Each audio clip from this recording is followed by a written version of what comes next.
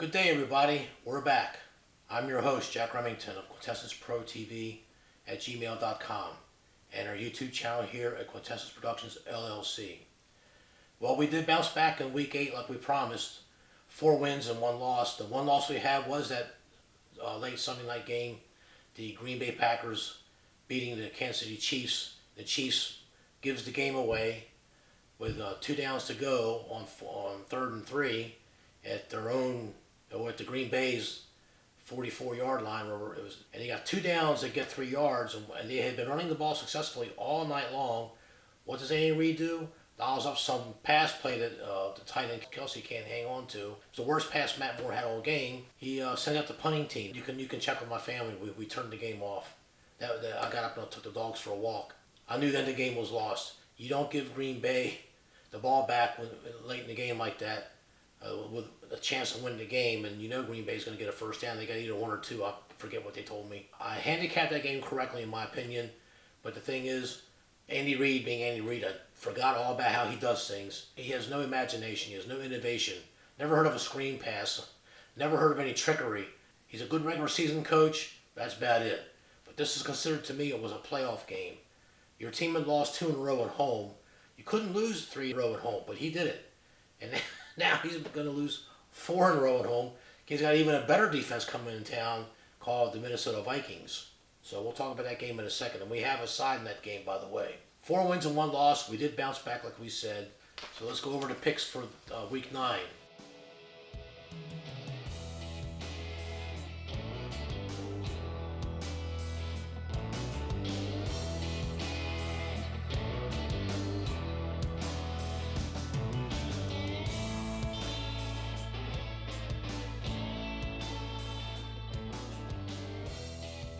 Game number 1. We are taking the Jacksonville Jaguars plus the 1. They've been to London. This is the London game. They've been there, I think, every year for 8 years in a row. This is the Texans' very first trip. So the Jaguars have that advantage. They played once before, and I believe the score was 13-12, or it might have been 14-13. It was a 1-point ball game. The Jaguars should have won that game. The AFC South will now replace the NFC North as the best division in football. Can't say about the NFC North anymore because Detroit's going to fall below 500. And I think the Bears are either at 500 or going to be at 500 or close to it when they lose this week. Bears are playing the Eagles. I think the Eagles are going to destroy them. Jacksonville Jaguars, they're the healthier team. The Texans just announced that J.J. Watt's out for the season. So now they can double and triple team Mercilus, the other defensive player on the Texans team. They couldn't double team as much because they had to worry about J.J. Watt. Well, not anymore. They've lost 2 offensive linemen, one on IR. And Deshaun Watson has got this big bruise under his eye. He was listed as questionable. Now he's listed as probable. What's going on here? I played ball, and I was never very good. I was nowhere near these guys' level, but I played ball. And one little thing with your eye, so one little thing, a bug in your eye, or you're squinting, you got to be able to see 100% to have your faculties about you in a football game where these 350-pound men that can move lightning fast. I think the Texans are playing with fire here. And I think the Jaguars, they got the number 3 pass rush in the NFL. The number 1 quarterback hits, by the way, and they're minus a game. I just think we're going to take the Jacksonville Jaguars. Okay, pick number 2. We are taking the Tennessee Titans plus the 3.5 at Carolina Panthers. Carolina Panthers just got drugged by the 49ers the week before. I want to say it was 51-13 or some score like that. Everybody and their brother was on the Panthers to upset the unbeaten 49ers. And we were actually thinking about taking that pick too, the generous points, but we replaced that game with the Seattle game, which we actually won. So we're happy about that. Watch the other videos. So we're taking the Titans. I mean, they're in this dogfight too. The number 8 defense in the NFL, number 5 pass rush. They got Ryan Tannehill as a quarterback. They won both games that he started. He's actually a more consistent improvement upgrade over Marcus Mariota. So we're taking Tennessee Titans in the hook for a close game. We're getting the hook, the 3.5, the half points to hook. Plus, we still think that Tennessee can win the game outright. The Panthers just could be completely demoralized. The Panthers dug themselves an 0-2 hole, and they peel out 4 straight wins. And so a couple of them were pretty tough, but then they had to play a real team, and they reverted. Tennessee, a scrappy little team, and they're a perennial wild card team. Okay, game number 3. We are taking the Minnesota Vikings plus 2.5. They're at the Kansas City Chiefs. This is not a do as I say, not as I do, because every time I do that, I lose. And I look really bad. And I had to delete some comments because of that. Vikings, I got the Vikings, the number 4th ranked team, behind the New England Patriots, New Orleans Saints, behind San Francisco 49ers, and then I got the Vikings one spot ahead of Green Bay. Even though Green Bay beat them once already, Green Bay should have lost that game, and we had the Vikings plus a 3. What I'm saying is the Vikings are a very good team. They're 6-2, and right now, if the playoffs started, they'd have the 6th spot on the wild card. I mean, so Mike Zimmer's telling that to his players. This line opened up as Minnesota Vikings minus 3.5, because of one player, Patrick Mahomes. He might play. They were saying, oh, he's practicing, but he's limited. Well, for some reason, the line makers, they took the game off the board after that when they announced that he was practicing. Las Vegas Westgate Hilton had to come out with a line. They're making the Chiefs 2.5 favorites over the Vikings. It got up as high as 4. Chiefs minus 4. I wish I had been in Vegas with my bankroll. I'd have put all in with the Vikings. I just think the Vikings got the better team, and they're playing better on the road. They already had their bad hiccup games on the road. Kirk Cousins has settled down. He's not reading off. I think Mike Zimmer put the collar on him a little bit. He's turning into a hybrid of a caretaker quarterback, field general, which is probably a good thing for the Vikings. And every time they've done that, the Vikings have won every game. Last week, the defense did play a little better against Green Bay. I must say this. They sacked them early a couple times in the first half. But in the second half, Green Bay had made their readjustments, and the Chiefs had no answer.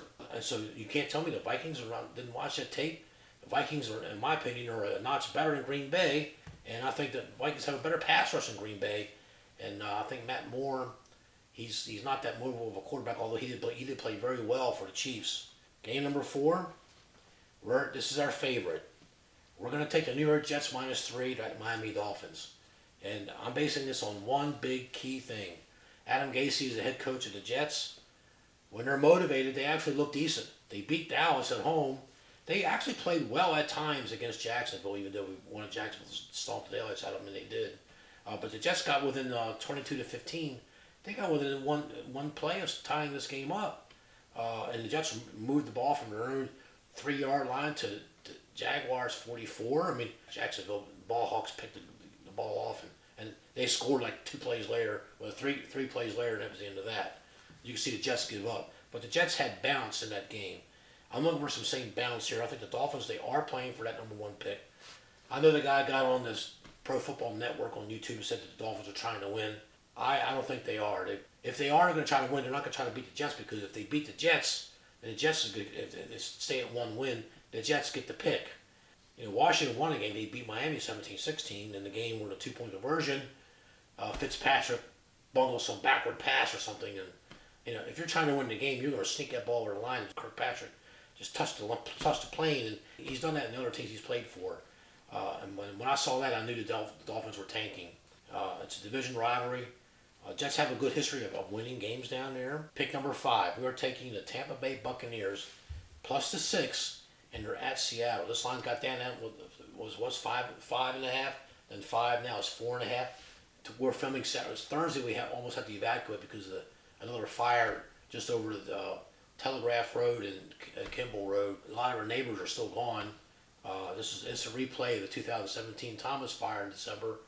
And I'll just put a couple seconds of this when I filmed that we had to get out before. If it jumps that highway from the Santa Paula side over to the 101 and Telephone Road, we have to leave.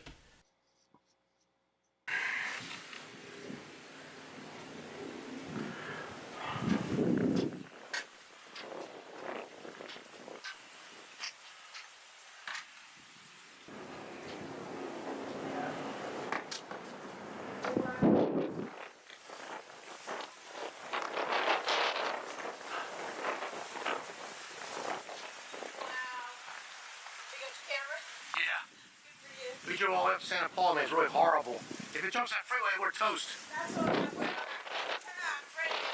fix. Yeah, well. The wind is scaring me. Well, the embers can travel a couple miles. If it wasn't so windy, I wouldn't worry. Yeah.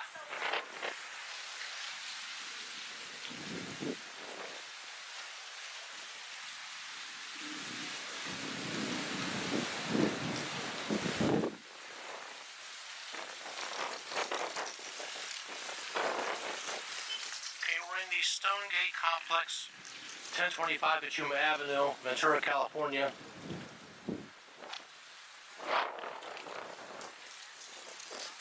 Heading up Joplin Way, headed towards the swimming pool and clubhouse complex. Power's been off for about 40 minutes.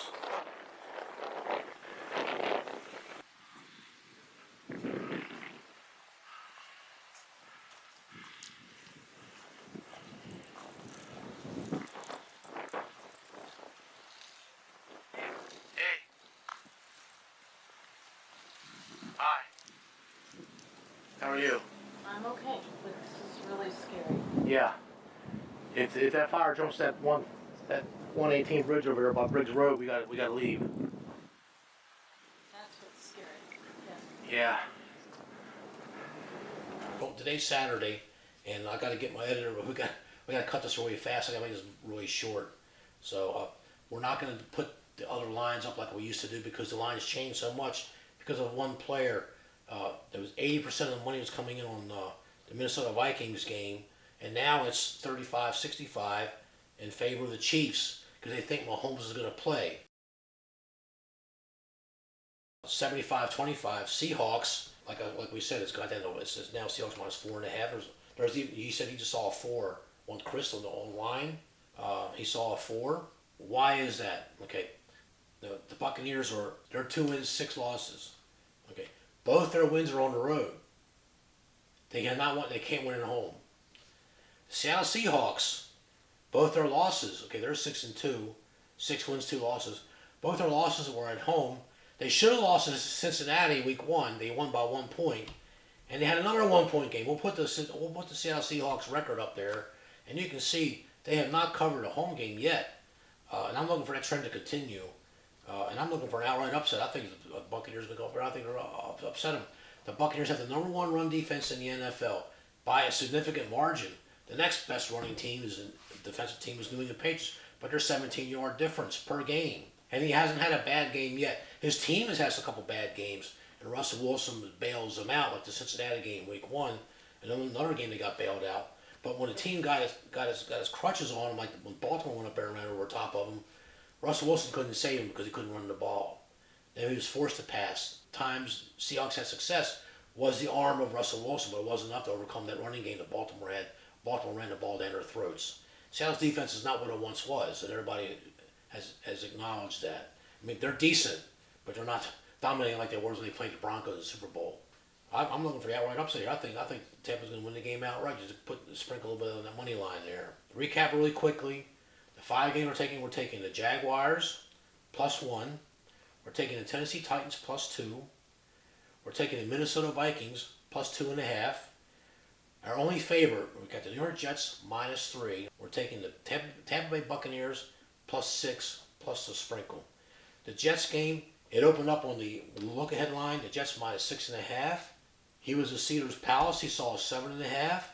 He was at the Westlake Hilton Las Vegas. He saw an 8 on the look-ahead line and bet it. He bet the Dolphins. And now he's coming back in. He's got the Jets on the money line. And he wants the Dolphins to play a close game. And he's going to cash in 2 tickets. So that's another secret I haven't talked much about. If you're trying to middle a game, it's very hard to do. But if you can middle a game, I mean that's the best there is. And these sports folks don't like people that middle games.